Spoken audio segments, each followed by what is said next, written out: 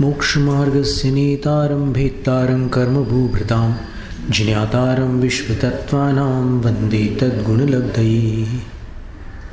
परमार्थ आप्त, परमार्थागम और परमार्थ तपोधनों को प्रणाम। दीक्षा शिक्षा गुरु आचार्य विद्यासागर महाराज को नमोस्तु।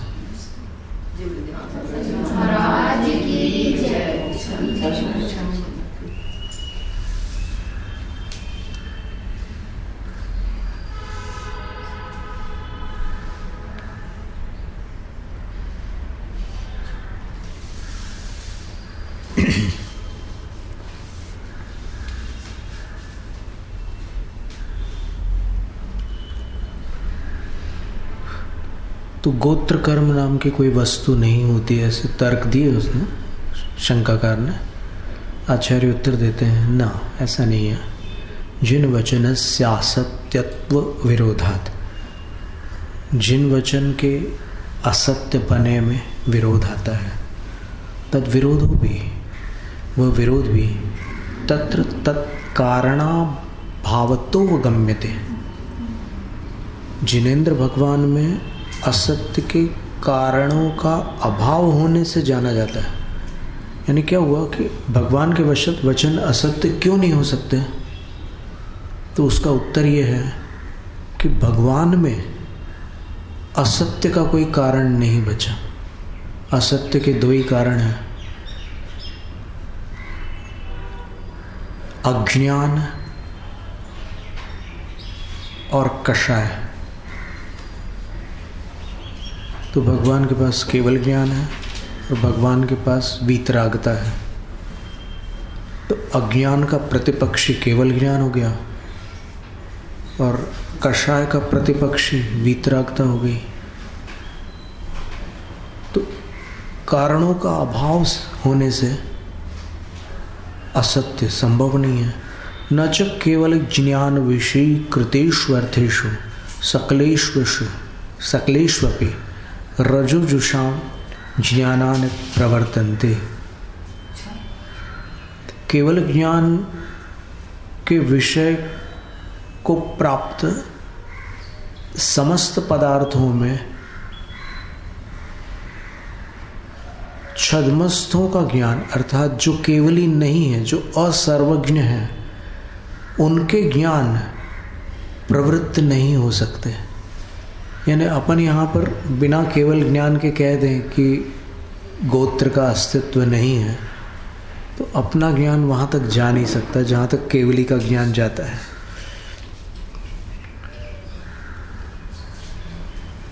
ये नानुपलम्भात् जिन वचनस्या प्रामाणत्वम उच्येत। जिससे कि अपने को अगर ज्ञान नहीं हो रहा तो इससे अपन ये नहीं कह सकते कि जिनेंद्र भगवान के वचन अप्रामाणिक है। ऐसा नहीं कहा जा सकता। अपना ज्ञान है ही कितना। तो ये आचार्य महाराज ने उनको समझाया जो शंका कर रहे थे।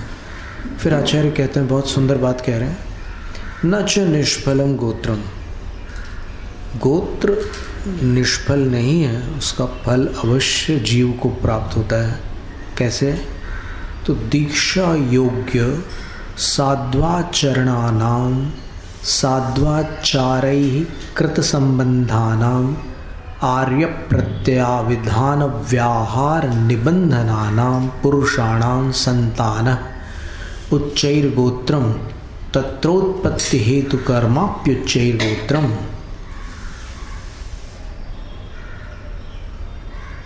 न चात्र पूर्वोक्त दोषा संभवन्ति। क्या शब्द है? न चात्र पूर्वोक्त दोषा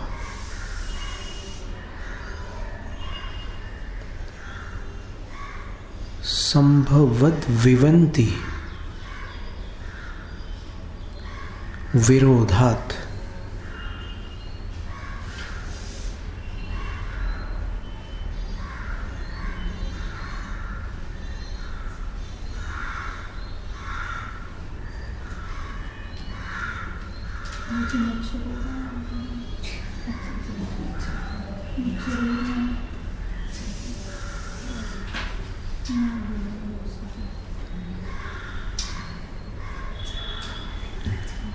विवंती।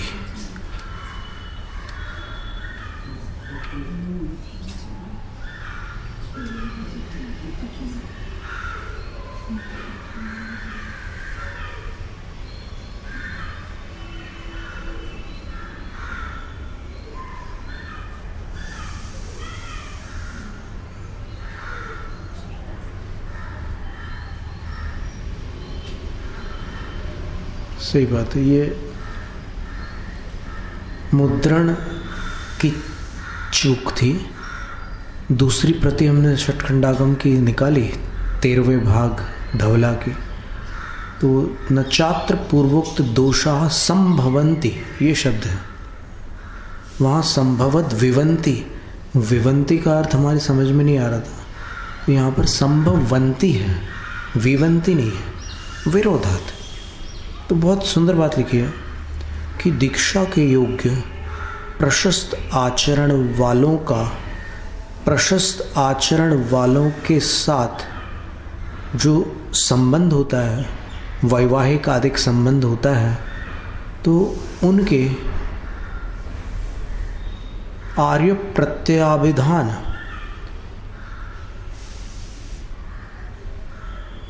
आर्य प्रत्यय कराने वाला जो अभिधान है, व्यवहार और व्याहार दो पार्ट दिए, यानी वो आर्य हैं, गुणीजनों की संगति में रहने वाले गुणीजन हैं। इसका विश्वास दिलाने वाला जो वचन व्यवहार है, देखिए उच्च गोत्र का जो वचन व्यवहार है और नीच गोत्र का वचन व्यवहार, दोनों में अंतर है। तो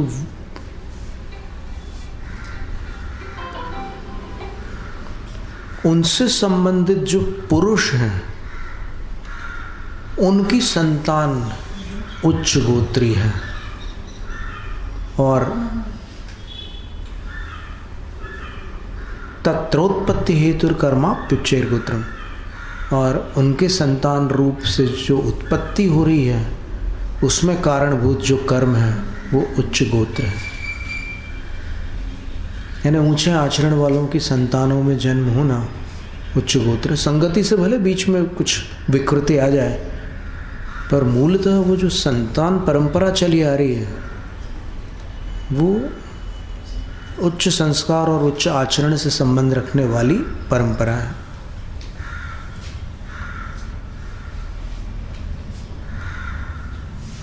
और इस विवेचन में पूर्व कथित दोष भी संभव नहीं है, क्योंकि पूर्व कथित दोषों का इस कथन से विरोध आ जाता है।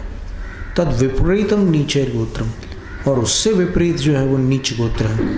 एवं गोत्रस्य द्वे एव प्रकृति भवतः, इस प्रकार गोत्र की दो ही प्रकृतियां होती हैं।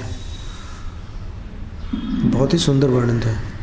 यानी दीक्षा योग्य प्रशस्त आचरण वालों का, प्रशस्त आचरण वालों के साथ संबंध होता है, और फिर वो आर्य है, इसका विश्वास दिलाने वाले उनके वचन व्यवहार के कारण उन पुरुषों की जो संतान होती है वह उच्च गोत्र से संबंधित होती है, और उसमें उत्पत्ति का हेतु जो कर्म होता है वह भी उच्च गोत्र नाम का कर्म होता है।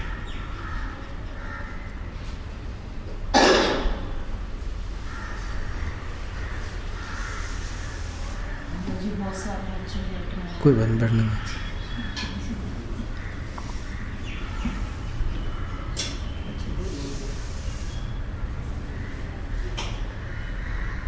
वचनों पर कोई एक काव्य भी है छोटा सा।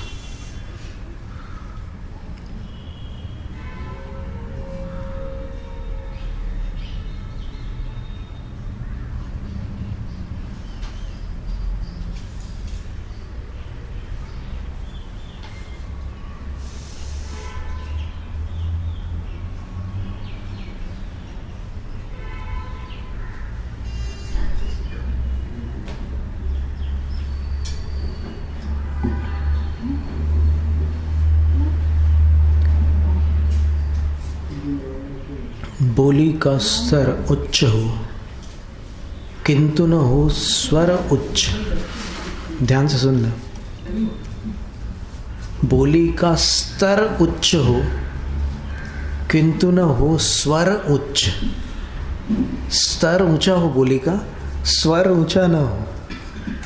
ऊंचे लोग न बोलते, बोल कभी भी तुच्छ।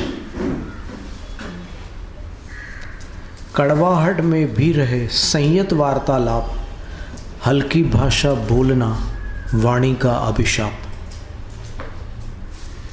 एक वाक्य के बोलते भाई दुश्मन होए, वाक्य दूसरा बोलते निजी भूल पर रोए।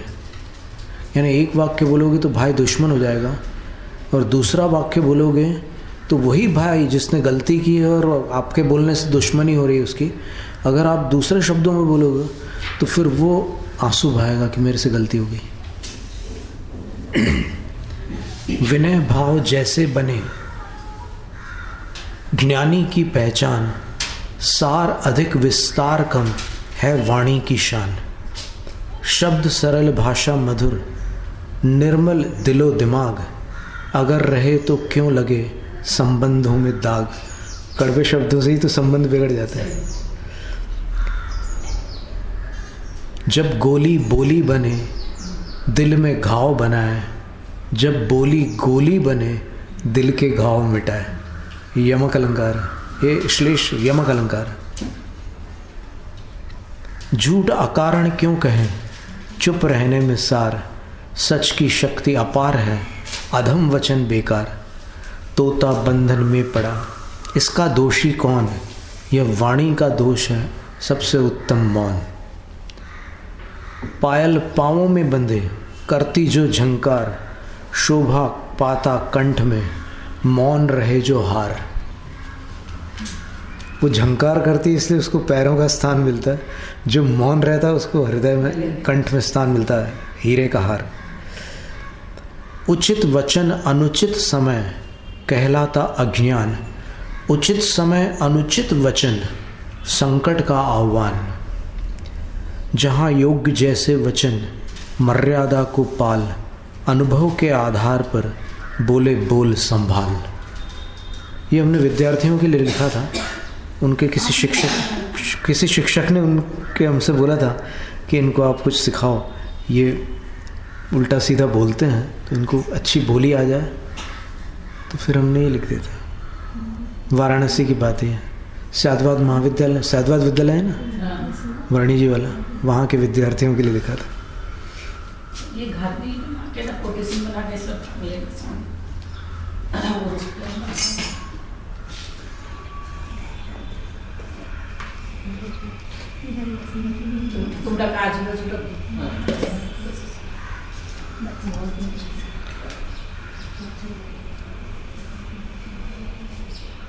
मच्छरों को अगर न उड़ाया जाए तो फिर थोड़ी देर में वातावरण शांत हो जाता है, वो तृप्त हो जाते हैं, और उड़ाओ तो फिर बार बार।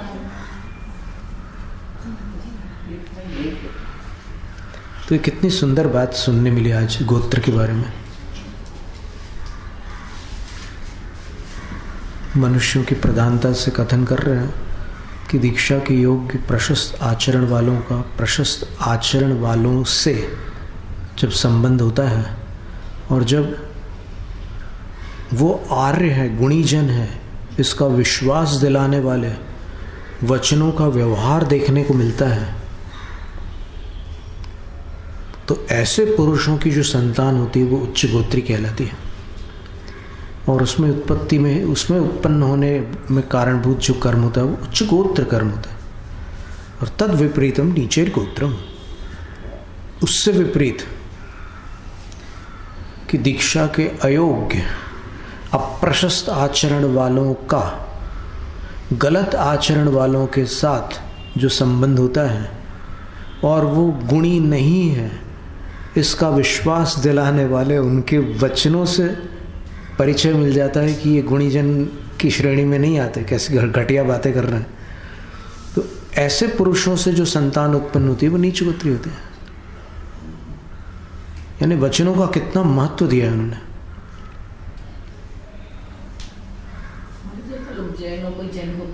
गोत्री मानते हैं। जैसे जैन लोग हैं, इनको नीच गोत्र मानते हैं। नहीं, जिस कुल में मुनि दीक्षा अधिक चलती है उनको उच्च गोत्री मानते हैं। फिर एक बात और आई है उसमें कि वो जन्म निर्दोष जन्म हो, अमिश्रित हो, और देखो हम पढ़ के सुनाते हैं श्लोक। आपने प्रश्न पूछा है तो फिर विषय आ ही गया।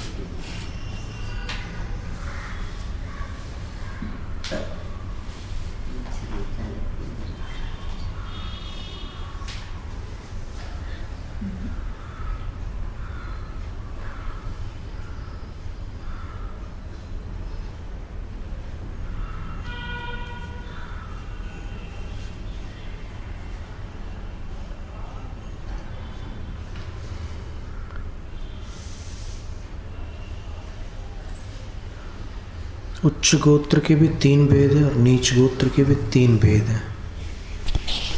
वीएसएन आचार्य महाराज ने धवला की पुस्तक 7 में एक गाथा उद्धृत की है, जिसमें उन्होंने लिखा है कि उच्च गोत्र में एक तो उच्च उच्च होता है, दूसरा उच्च होता है, तीसरा उच्च नीच होता है, फिर नीच गोत्र में नीच उच्च, नीच और नीच नीच। तो इस तरह गोत्र के 6 भेद हो जाते हैं। उच्च के 3, नीच के 3।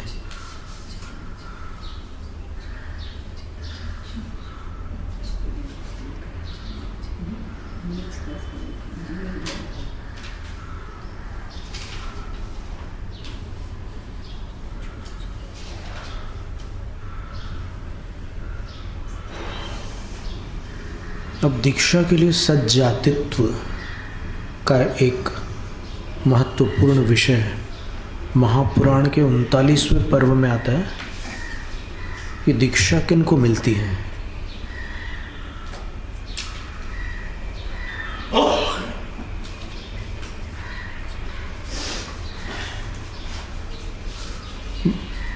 निर्वाण दीक्षा के पात्र पुरुष कौन होते हैं?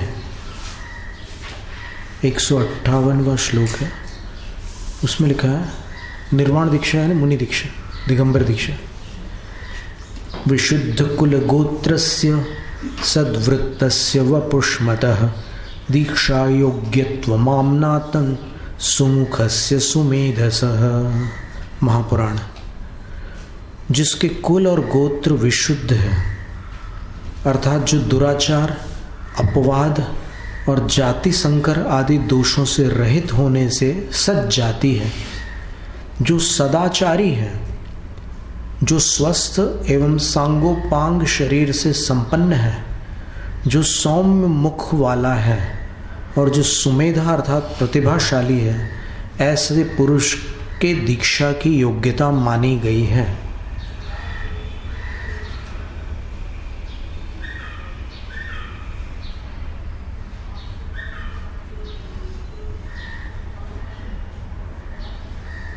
ऊपर देखते हैं, इसमें सज्जाति की परिभाषा देखिए।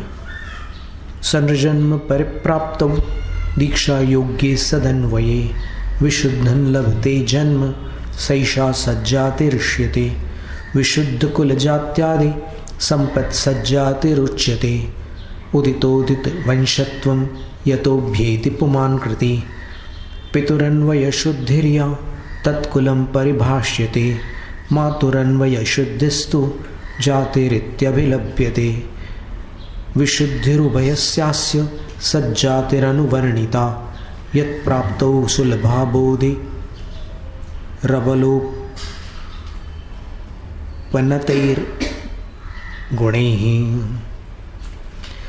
मनुष्य जन्म मिलने पर वह दीक्षा के योग्य प्रशस्त वंश में विशुद्ध जन्म को प्राप्त होता है। वही ये सज्जाति मानी जाती है। तो सज्जाति के 3 लक्षण दे रहे हैं। तो अभी सबसे पहले तो कह रहे हैं कि वो दीक्षा के योग्य वंश में जन्म ले रहा है और वो जन्म भी विशुद्ध जन्म है। अब इसका अर्थ भी अपन देखते हैं। निर्मल कुल और जाति रूप संपदा सज्जाति कही जाती है, जिससे कुशल मानव उत्तर उत्तम वंश को प्राप्त होता है। पिता के अन्वय अर्थात वंश की जो शुद्धि है वह कुल रूप परिभाषित की जाती है और माता के अन्वय की शुद्धि जाति इस नाम से कही जाती है। दोनों वंशों की विशुद्धि सज्जाति के रूप में अनुवर्णित है, जिसकी प्राप्ति होने पर बल लगाए बिना ही निकट आए हुए गुणों द्वारा बोधि अर्थात रत्नत्रय रूप मोक्ष मार्ग की प्राप्ति सुलभ हो जाती है। यहाँ आचार्य जिनसेन स्वामी ने सज्जातित्व में कारणभूत 3 महत्वपूर्ण नियम बताए हैं। 1. दीक्षा योग्य सत्कुल में जन्म होने पर ही सज्जाति होती है। 2. अनैतिक अर्थात कन्या से जन्म होने पर, विधवा से जन्म होने पर और परित्यक्ता से जन्म होने पर सज्जातित्व नहीं बनता, क्योंकि वो जन्म विशुद्ध जन्म नहीं है, अशुद्ध जन्म है। माता एवं पिता के वंश जाति संकर दोष से दूषित न हो तभी सज्जाति होती है। यानी उनकी जाति कुल में कहीं मिश्रण न हुआ हो तब वो सज्जाति कहलाती। तो इतनी शुद्धियों के होने के बाद जो संतान होती है वो मुनि दीक्षा के पात्र होती है। आशय यह है कि सज्जातित्व के लिए दीक्षा योग्य वंश में नैतिक जन्म एवं माता पिता के वंश की निर्दोषता सभी अपेक्षित है। निर्ग्रंथ दीक्षा के लिए इतनी शुद्धि अपरिहार्य है। अनैतिक जन्म और जाति संकर दोष से सज्जाति का लोप होता है, अतः दिगंबर दीक्षा की पात्रता नहीं रहती। बहुत बड़ी बात थी।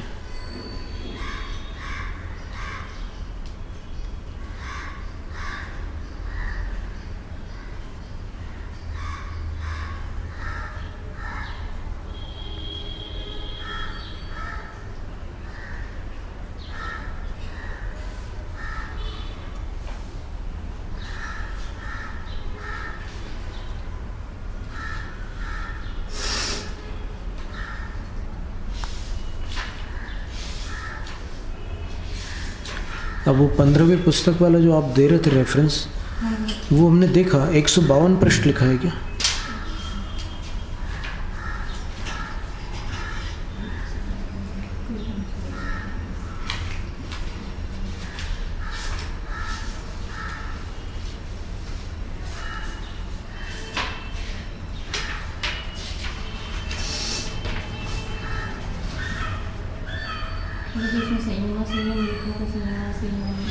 एक मिनट, आप पृष्ठ नंबर बताइए।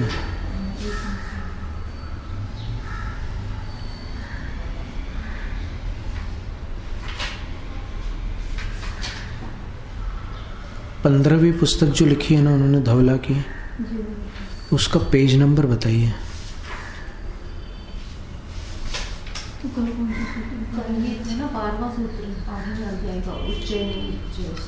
वो तो था सूत्र, हाँ उसी में था ना।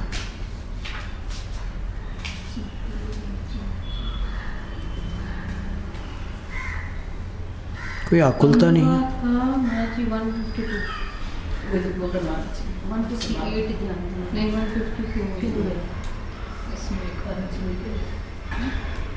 अगला पुस्तक 15/1। ठीक है।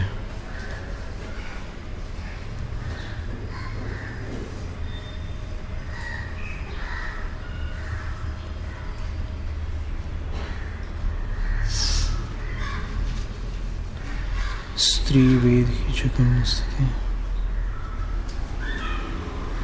शंका, तिर्यंचों में नीच गोत्र की ही उदीरणा होती है, ऐसी प्ररूपणा सर्वत्र की गई है, परंतु यहाँ पर उच्च गोत्र की भी उनमें प्ररूपणा की गई है, अतएव इससे पूर्वापर कथन में विरोध आता है। समाधान, ऐसा कहने पर उत्तर देते हैं कि इसमें पूर्वापर विरोध नहीं है, क्योंकि संयम को पालने वाले तिर्यंचों में उच्च गोत्र पाया जाता है।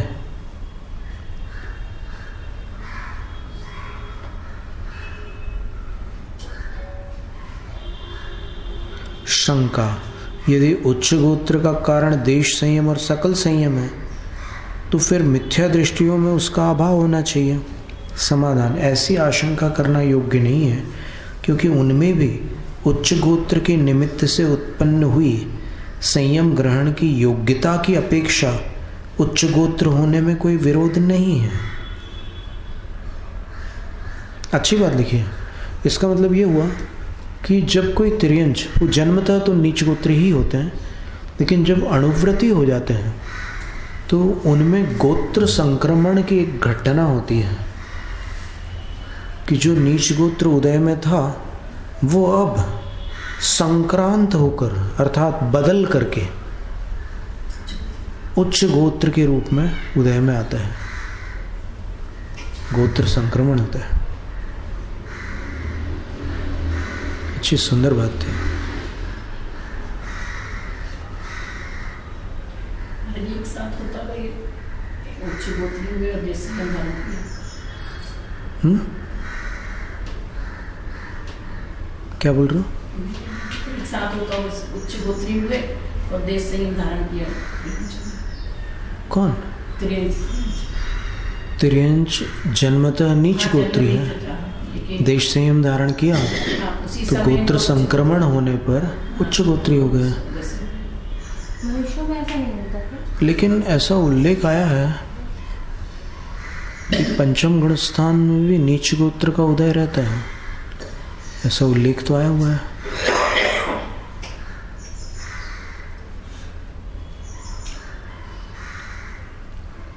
तो होता होगा 13 करोड़ देश संयत होते हैं पूरे मनुष्य लोक में, तो उन 13 करोड़ में कोई ऐसे भी हो सकते हैं जो मनुष्य पर्याय में उत्पन्न हुए हैं, नीच गोत्र में उत्पन्न हुए हैं और संयम के बाद भी गोत्र संक्रमण को प्राप्त नहीं कर पाए हैं। ऐसा भी संभव है। यहाँ पर जैसे तिर्यंचों में कहा ना उन्होंने कि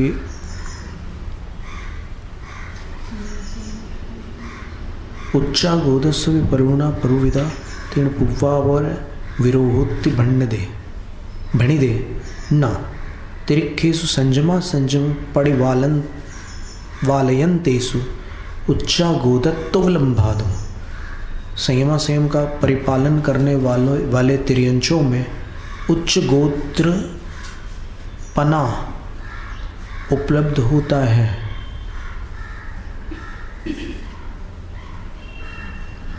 इसका थोड़ा सा और एक वो देखना होगा, कर्मकांड ग्रंथ में इसका एक चार्ट भी मिल सकता है, एक तालिका मिल सकती है, वहां भी देखना होगा। तो उससे ये निर्णय होगा कि क्या सभी तिर्यंचों में संयम के साथ उच्च गोत्र होता है अथवा किन्हीं में नीच गोत्र भी रहा आता है और किन्हीं में उच्च गोत्र हो जाता है, ये और खोज करनी होगी।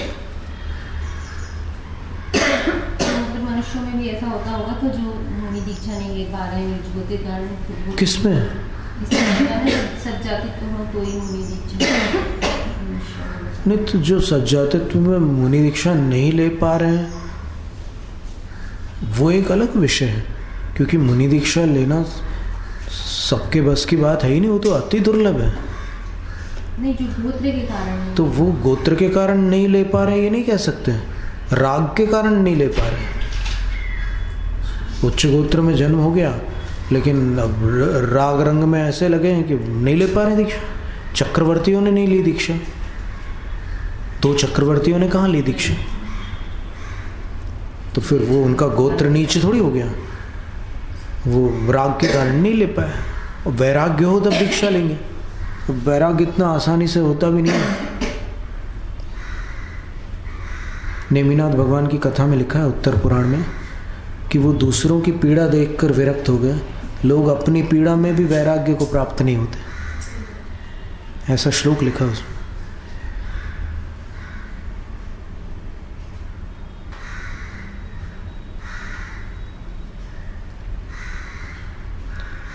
अष्टम्यः कर्म प्रकृतिरुत्तर प्रकृति निर्देशार्थमाः। अब 8वीं जो कर्म प्रकृति थी अंतराय, उसके भेदों का निर्देश करने के लिए आचार्य कहते हैं, अभी 4 बंधों में से एक प्रकृति बंध का वर्णन चालू है। दान लाभ भोगोपभोग वीर्याणाम। दान का अंतराय, लाभ का अंतराय, भोग का अंतराय, उपभोग का अंतराय और वीर्य का अंतराय। यहाँ पर भोग और उपभोग शब्द दिए हैं, 7वें अध्याय में उपभोग और परिभोग शब्द दिए थे।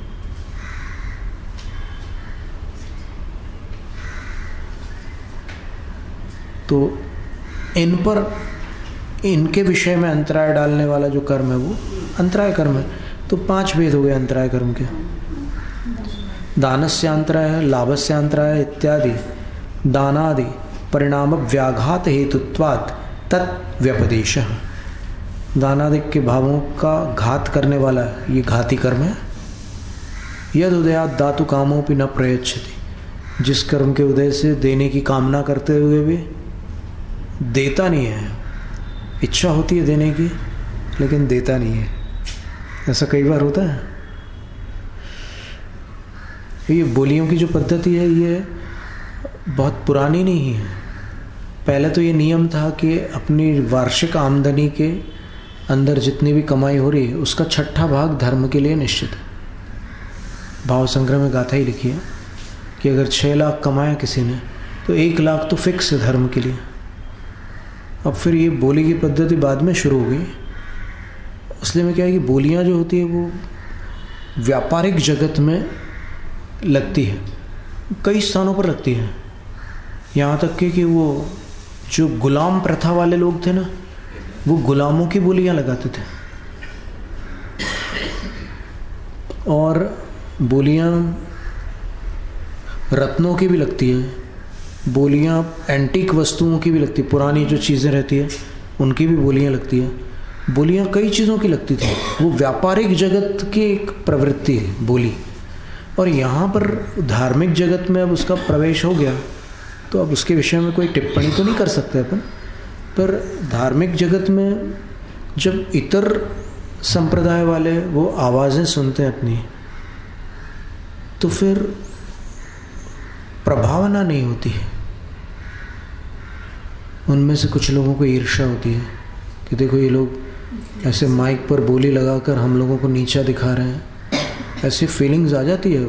सबके अलग अलग कर्म उदय में है, तो उस समय यहाँ तक शास्त्रों में तो ये लिखा है कि आप कोई भी कार्यक्रम करना चाहते हो, आज भी हमने बोला था सीढ़ियों से उतरते समय आहार के बाद, कोई कार्यक्रम करना चाहते हो तो अपने आसपास पड़ोस के सब लोगों को आप मिठाइयाँ बांटो, उनको आमंत्रण दो, उनको भी उनके योग्य सम्मान सत्कार करो, सबको प्रसन्न रखो और फिर अपना कार्यक्रम करो, तो सबकी सद्भावना लगेगी, जुड़ेगी इसमें। और आप अपना कार्यक्रम इतना ठाठ से कर रहे हैं और बाजू वाले को पूछ नहीं रहे हो, तो फिर उसको क्या? मेरी सोसाइटी में आवाज जाती तो उनको प्रॉब्लम होती है, यहाँ पे इतना चलता है। नहीं मगर इतर समाज में भी तो बोलियां लगती हैं। नहीं, उनके यहाँ बोलियां लगती है नहीं लगती ये विषय नहीं चल रहा है अभी विषय ये चल रहा है कि बोलियों का वर्णन शास्त्रों में नहीं आता। विषय ये चल रहा है। और वो ठीक है, फिर उसका प्रचार हो गया होगा धार्मिक जगत में, ये कैसे हुआ, कब हुआ, क्यों हुआ, ये बात का दूसरा विषय है। महाराज जी आजकल भगवान की भी बोली लगाते वो हमको समझ में नहीं आता। भगवान की बोली मैंने जैसे प्रतिमा पूरा करना है, तो प्रतिमा जो विराजमान कर रहे हैं तो इतना पैसा इतना पैसा इतना पैसा, अब अपन उसको क्या बोल सकते हैं, अपन क्या बोले उस बारे में। उसमें एकदम ऐसा लगता है कि भगवान की बोली क्यों लगा है।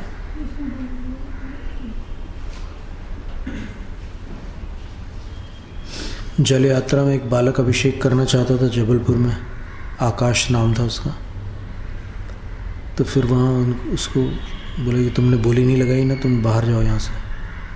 तो वो बालक जो था वो तो एकदम सरल बुद्धि, उसको क्या पता बोली वोली का क्या चक्कर रहता है। तो उसको फिर वहाँ से मतलब उसके मन में एक छाप बन गई कि ये धर्म पैसे वालों का। ऐसी छाप बन सकती, मतलब एक शक्यता है कि उसके जीवन भर उसके अंदर ये रहेगा कि पैसे वालों का ही होता है धर्म।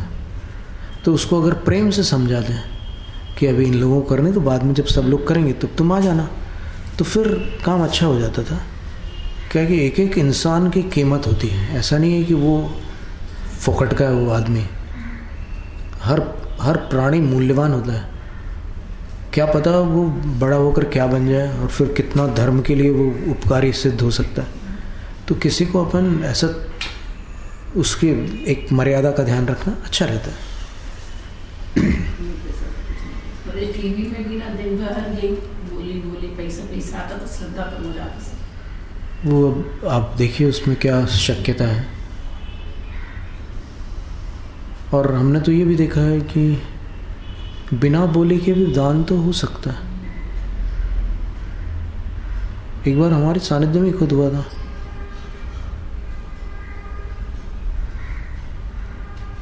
ऐसे हम मंडप में बैठे हुए थे और बारिश गिरने लगी।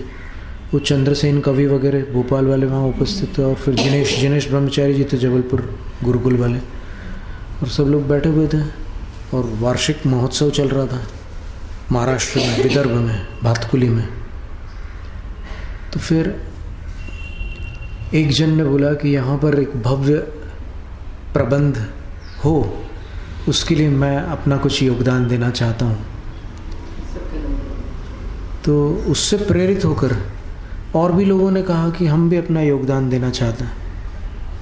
और ऐसा करते करते योगदान देने वालों वो इतनी भीड़ थी, सब लोगों ने इतना योगदान दिया कि वो मतलब 10 मिनट के अंदर लाखों की राशि एकत्रित हो गई, एक भी बोली नहीं लगी।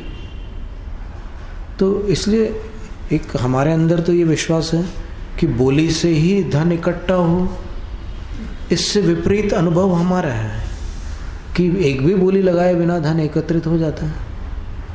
तो ठीक है, इसके ऊपर अपन ज़्यादा कुछ बोलते नहीं।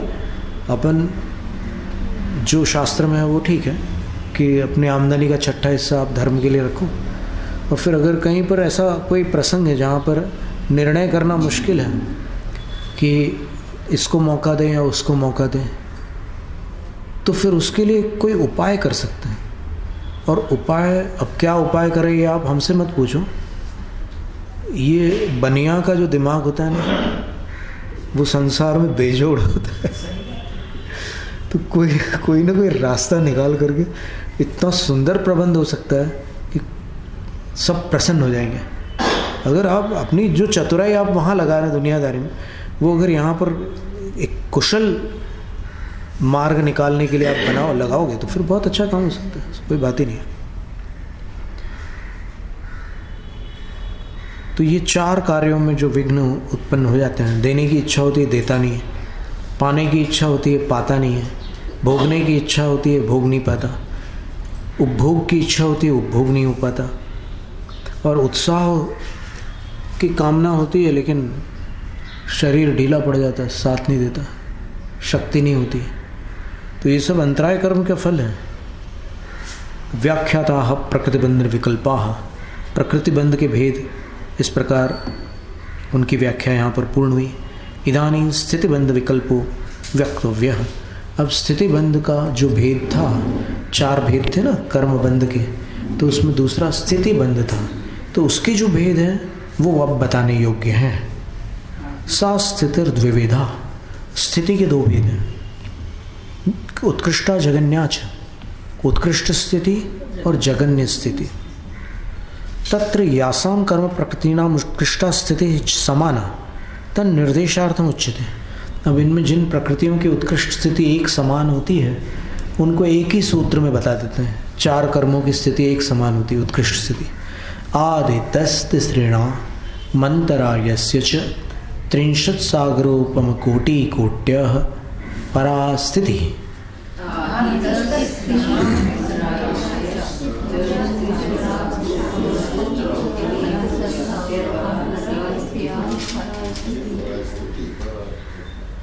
आदित्य श्रीणाम, शुरू के जो 3 हैं, शुरू के 3 कौन से हैं?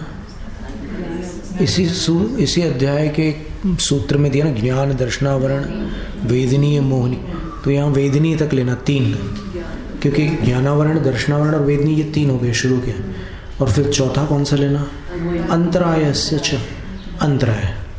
तो इन 4 की परास्थिति, परा यानी सर्वाधिक स्थिति, 30 सागरोपम कोटि कोट्य, 30 कोड़ा सागर है, यानी 3 24 हो जाएंगे, 3 बार 24 तीर्थंकर हो जाएंगे, तब वो स्थिति पूरी होगी। और ये स्थिति मिथ्या दृष्टि को ही बन सकती, इतनी ज़्यादा स्थिति ज्ञानावरण की, दर्शनावरण की। और ज्ञानावरण की ये उत्कृष्ट स्थिति कैसे पड़ती है, इसके विषय में लिखा है कि अपन पढ़ चुके हैं वैसे पहले, शास्त्र बेचना भी उसमें एक कारण है, शास्त्र विक्रय, ऐसा भी साफ लिखा हुआ है। तो शास्त्रों की बिक्री करना, या आपकी ओर से प्रकाशित हो रहा है कोई शास्त्र, उस पर मूल्य डाल दिया। अरे मूल्य कोई शब्द है क्या वहाँ शास्त्र पर डालने का? देवशास्त्र गुरु के ऊपर प्राइस डाला रहता है क्या? असंभव है वो। और जब से प्रकाशन शुरू हुआ और फिर जैन समाज ने शास्त्रों को बेचना शुरू किया, समाज का कितना पतन हो गया। उसके पहले जैन समाज की क्या वैल्यू थी पहले। पंडित गोपाल दास बरैया जी जब अपने पुत्र और पत्नी के साथ जा रहे थे बाहर, कहीं रेल सफ़र कर रहे थे, तो अचानक पत्नी ने बोला कि आज ये कितने वर्ष का हो गया, 12 वर्ष, कितने, आधा टिकट और पूरा टिकट कितने वर्षों में लगता है बच्चों? 12 में लगता है पूरा टिकट। 5 के ऊपर वाले को पूरा टिकट, तो ये इतने साल का हो गया बोले। तो पंडित जी का चेहरा उड़ गया, मैं तो मतलब हवाइयाँ उड़ने लगी चेहरे पर, एकदम घबरा गए पंडित जी। तो वो उनकी श्रीमती बोलती है कि अरे ये तो खुशी का दिन है और आप ऐसे घबरा क्यों रहे हो?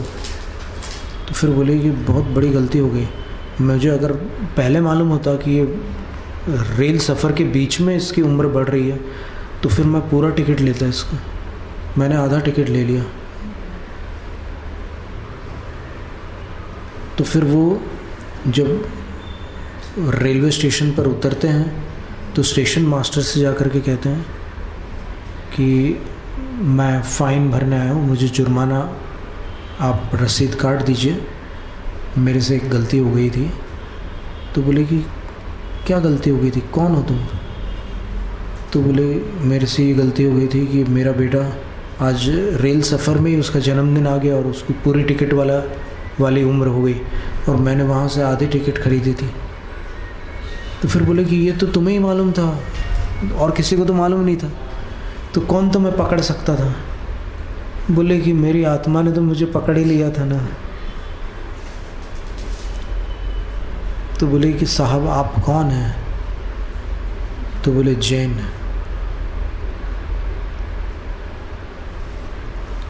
तो उसने ऐसे प्रणाम करके कहा कि मैं जैनों की ईमानदारी को नमस्कार करता हूँ। तो वो स्थिति थी उस समय जैनों की। और गोपाल दास बरैया जी से वर्णी जी ने पढ़ाई की थी और कितने विद्वानों को उन्होंने पढ़ाया। मुरैना में हम होकर आए, उनका संस्कृत विद्यालय अभी भी चालू है। तो बड़ा ऊंचा स्थान था जैन समाज का। अभी भी बहुत अच्छा मानते हैं जैनों को कई लोग, पर अभी इसमें अंदर क्या क्या चल रहा है, जो बदलाव आ गए हैं, जो पतन हो गया और फिर जो और भी बहुत सारी चीज़ें हो रही है, उसका एक हेतु ये भी हो सकता है कि जिनवाणी पर मूल्य डलने लगा है। जिनवाणी का मूल्य नहीं होता, वो अमूल्य होती है। और खरीदते समय अगर मान लो किसी ने मोल भाव किया तब तो कितना घोर अनादर हुआ। और ऐसी स्थिति में 30 कोड़ा कोड़ी सागर का बंद होता है अंतर, ये ज्ञानावरण कर्म का। मैंने तो कभी बार अनजाने हो जाता था, वो तदनुसार बंद होगा जैसे आपकी कषाय होगी। और ये बंद केवल मिथ्या दृष्टि जीव को होता है, उत्कृष्ट बंद है। सा कस्य भवति, किसको होता है इतना लंबा बंद है? यानी 72 तीर्थंकर मोक्ष चले जाएं तब जाकर अभी बंधा हुआ कर्म पूरा हो। तो किसको होता है ऐसा बंध? तो आचार्य उत्तर देते मिथ्या दृष्टि संजिनिनः पंचेन्द्रियस्य पर्याप्तस्य। सैनी पंचेंद्रिय पर्याप्तक मिथ्या दृष्टि जीव को ये बंद होता है। क्या करने से होता है? तो वो बताया उसमें कि ये सब करने से होता है। तत्प्रदोष निर्णय मात्सर्यांतराय साधनोपघाता ज्ञान दर्शनावर्णयो, ये करने से होता है। अन्येषाम आगमात् संप्रत्यय कर्तव्य है, और अन्य जो है उनका आगम से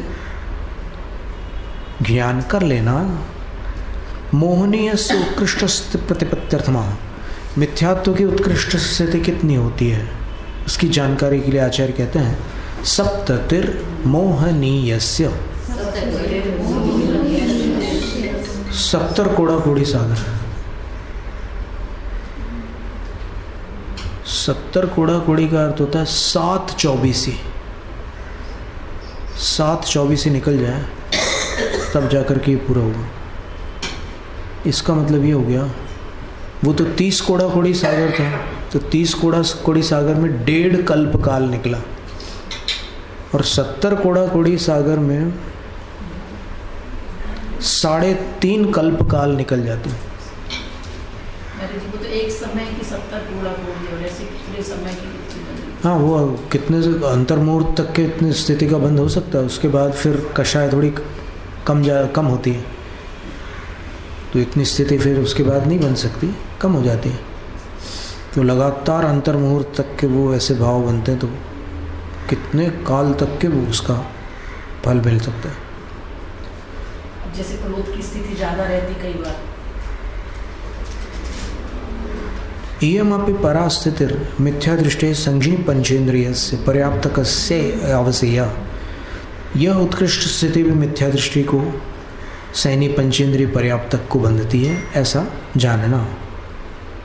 इतरेषाम यथागमम अवगमः कर्तव्य, और बाकी की जो स्थितियां हैं वो आगम के अनुसार जान लेना। नाम गोत्रयोर उत्कृष्ट स्थिति प्रतिपत्त्यर्थमाह, नाम और गोत्र कर्म की उत्कृष्ट स्थिति की जानकारी देने के लिए अगला सूत्र कहते हैं विंशतिर नाम गोत्रयोः, 20 कोड़ा कोड़ी सागर की स्थिति नाम और गोत्र कर्म की होती है।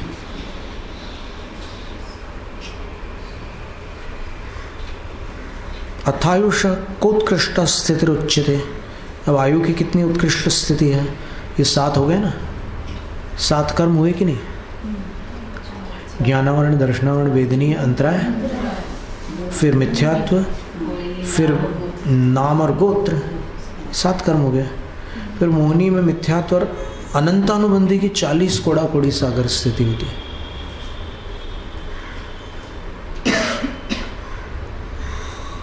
तो अब आयु कर्म की उत्कृष्ट स्थिति कितनी होती है? 63 सागरोपमान्यायुषः,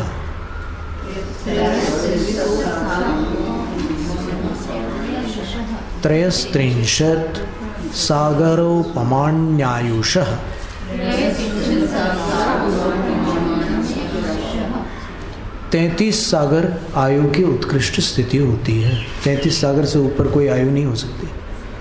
फिर जगन्य स्थिति कितनी है इन सब कर्मों की? तो उत्तर देते हैं अपरा 12 मुहूर्ता वेदनीयस्य।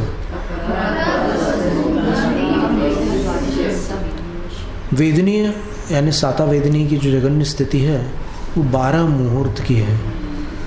एक दिन में 30 मुहूर्त होते हैं और ये 12 मुहूर्त की स्थिति जगन्य स्थिति है वेदनीय की। अब ये किसको बनती है? बोले 10वें गुणस्थान वर्ती जीव को। अब 10वें गुणस्थान वर्ती जीव कौन है? तो उपशमक और क्षपक श्रेणी में स्थित महामुनिराज है। तो इतनी जगन्य स्थिति वहाँ पर सूक्ष्म लोक के उदय से इतनी जगन्य स्थिति पड़ती है। कोई सोचे कि मैं आज ऐसा कोई वेदनीय कर्म का साता का बंद करूं जो 12 मुहूर्त बाद तुरंत मुझे फल दे दे, तो ऐसा नहीं होता। वो श्रेणी स्थित मुनिराज को चौथे काल में होती है। नाम गोत्रयो और अष्टो, नाम कर्म और गोत्र कर्म इन दो की जो जगन्य स्थिति है वो अष्टो 8 मुहूर्त की है। और ये भी कहाँ पर बनती है? तो नाम कर्म में यश कीर्ति नाम कर्म 10वें गुणस्थान तक बनता है। तो 10वें गुणस्थान में ही यश कीर्ति के 8 मुहूर्त की स्थिति होती है और उच्च गोत्र का भी बंध 10वें गुणस्थान तक होता है। तो उसकी भी जगन्य स्थिति 8 मुहूर्त की वहीं 10वें गुणस्थान में हो सकती है। अवस्थापित प्रकृति जगन्य स्थिति प्रतिपत्त्यर्थम आहा। अब इसके बाद में शेष जो बच गई है प्रकृतियाँ उनकी जगन्य स्थिति कितनी है? तो आचार्य कहते हैं शेषाणाम अंतर मुहूर्ता। शेष जो 5 कर्म प्रकृतियाँ हैं वेदनीय नाम और गोत्र कर्म को छोड़कर जो बाकी 5 कर्म प्रकृतियाँ हैं उन सभी की जगन्य स्थिति अंतर्मुहूर्त है। ज्ञान दर्शनावरणांतरायाणाम जगन्या स्थिति सूक्ष्म सांप्राये। इनकी जगन्य स्थिति सूक्ष्म सांप्राय ने 10वें गुणस्थान में होती है। मोहनीय से अनिवृत्ति बादर सांप्राये। मोहनीय कर्म की जगन्य स्थिति अनिवृत्ति बादर सांप्राय में होती है क्योंकि मोहनीय कर्म का बंध 9वें गुणस्थान से ऊपर नहीं होता, 9वें तक ही होता है। इसलिए 9वें में ही मोहनीय की जगन्य स्थिति होगी। आयुष संख्येय वर्ष आयुष्क तिर्यक्षु मनुष्येषु च। और आयु की जगन्य स्थिति भी संख्यात वर्ष आयु वाले मनुष्य तिर्यंचों में बंधती है। अंतर्मुहूर्त की आयु जो होती है ना वो यहीं कर्म भूमि में बंधती है। भोग भूमि में, देवगति में और इधर नरकों में इतनी कम आयु नहीं बंधती है। इस प्रकार ये स्थिति बंध का वर्णन पूर्ण हुआ। इसके बाद अनुभाग और प्रदेश बंध का वर्णन आगामी सत्र में अपन देखेंगे। जैनम जयतु शासनम।